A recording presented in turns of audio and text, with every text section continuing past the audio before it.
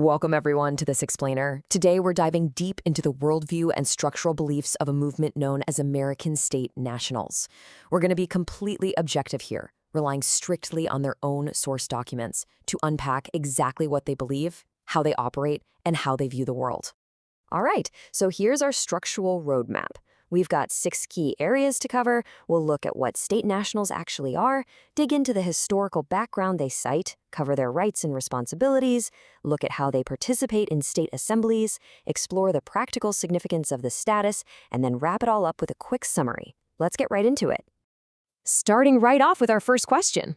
What are state nationals? So the sources make a really fascinating, super specific claim. They state that being a state national is actually your basic fundamental birthright political status. According to the documents, state nationals are quote-unquote living beings or people of the union, spelled with a lowercase p, and they present this in direct contrast to being a corporate franchise or a misidentified entity created through, say, a birth registration. And this brings us to a huge core dichotomy in their belief system. On one side, you have state nationals. The texts claim these folks possess a permanent domicile on the physical, actual land and soil jurisdiction. Then, on the complete opposite side, they define U.S. citizens as federal corporate franchises who are subjects of the sea or maritime jurisdiction. It's a literal divide, between the land and the sea. It's really interesting how the source material maps out these complex legal jurisdictions. They clearly separate the unincorporated Federation of States, which represents the land, the soil, and living people, from the incorporated federal government, which they argue actually operates as a commercial subcontractor. This structural divide is literally the foundation for their entire worldview. Okay, so moving on to the historical background. Where does this all come from? According to the documents, the timeline for this massive shift begins back in the 1860s. The texts claim that during the Civil War, the original Congress adjourned sine die. That basically means they adjourned without assigning a specific day for a further meeting, essentially abandoning their lawful post. Following that, the texts argue that the 1866 Civil Rights Act, which was vetoed by Andrew Johnson, and the 1868 ratification of the 14th Amendment were actually legislative tools used to erect a brand new federal corporate jurisdiction right inside the states. Now, a totally crucial point is captured in this specific quote from the source material. The text makes the rather provocative claim that the 14th Amendment was, at its core, a mechanism to use citizens as collateral. The idea here is that the federal government needed capital to establish a central bank, and by creating this dependent class of 14th Amendment citizens, they were basically able to mortgage your estates as collateral for the public debt. Which brings us to our next topic, the rights and responsibilities associated with this status. The documents explicitly lay out the eligibility criteria if someone wants to reclaim this status.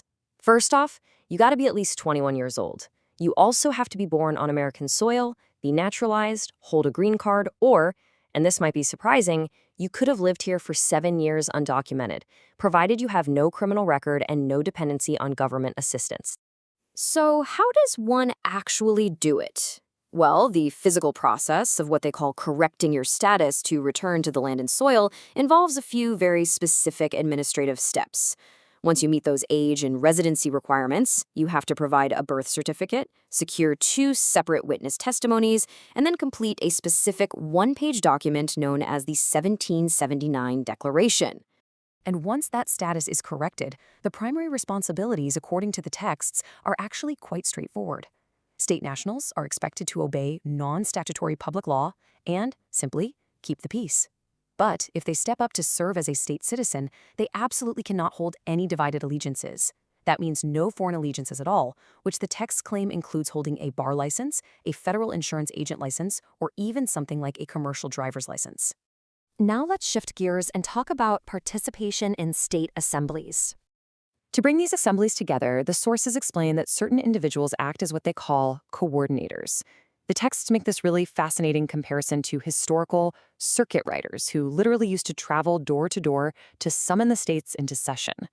Today, of course, these coordinators use phones and emails to help people navigate all that paperwork and physically gather the community together. To kind of demystify their organizational structure, the documents break down self-governance into 4 distinct pillars of a fully seated state assembly. First, you have the General Assembly, which handles local and in-state issues. Next is the International Business Assembly, managed by state citizens for international contracts. The third pillar is the militia, focused on community needs and services. And fourth is the Jural Assembly, which is made up of willing and able members who step up to handle legal matters. Now, this is crucial. While anyone can attend these public gatherings, which the texts describe as very welcoming, family-like events full of neighbors and friends, joining the assembly is completely 100% voluntary. State nationals are highly encouraged to participate, so their voices are heard, but they are not strictly obligated to do so. Next up, let's explore the practical significance of all this. The texts claim that achieving this corrected status grants some really substantial, tangible exemptions in everyday life. For instance, the documents state unequivocally that individuals operating on the land and soil are completely tax-exempt from federal income and property taxes. They also detail procedures for issuing private registered indemnity bonds to discharge massive debts, and they claim the absolute rights to refuse the administration of statutory municipal laws altogether. And to protect these proceedings from outside interference, the assemblies use something called a Bivens Declaration. They read this aloud right at the start of their meetings, and it requires any attending federal, state, county, or municipal agents to immediately disclose their presence or leave the premises. The texts argue this is absolutely vital to protect their privacy and stop paid agents from causing any trouble. All right, that brings us to our summary and conclusion. To wrap things up, the American state national movement is really centered on four main pillars, according to their own texts. First, strongly differentiating a land and soil status from a federal sea jurisdiction. Second, entirely rejecting 14th Amendment citizenship, which they view as a restrictive corporate franchise. Third, actively correcting one's political status using very specific documentation. And finally, building voluntary, self-governing local assemblies. We want to leave you with this thought to ponder today. Regardless of your personal perspective on the history or the legal theories, does this incredibly intricate alternative framework of self-governance redefine how you view American sovereignty? And honestly, are you intrigued by the massive scale of dedication this system requires from its participants? Thank you so much for joining me for this explainer. Keep asking questions, and I'll see you next time.